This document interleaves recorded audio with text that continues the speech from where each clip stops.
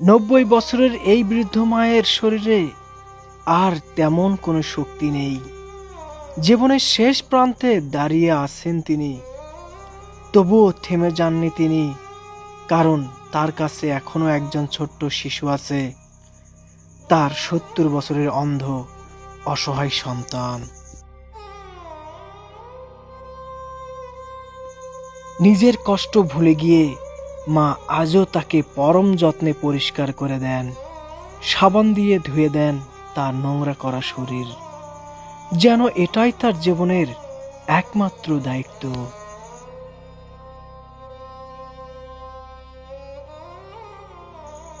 এভাবে পরম যত্নে গোসল দিয়ে কাপা কাপা হাতে ধীরে ধীরে ছেলের লুঙ্গিটা বদলে দেন তিনি। কতটা যে কষ্ট হয় তা শুধু এই মায়ের হৃদয়ই জানে।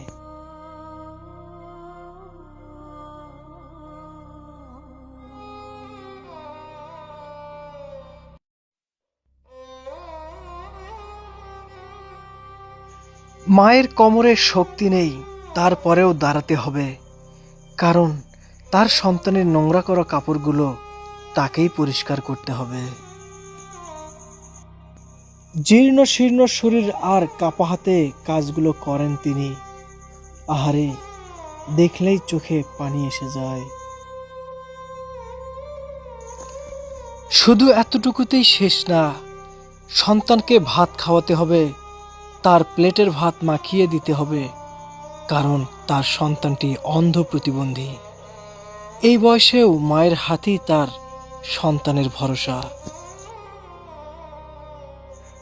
সব শেষে দুজন একসাথে বসে খায়, কোনো অভিযোগ নেই, নেই কোনো আক্ষেপ, শুধু আছে নিঃস্বার্থ ভালোবাসা।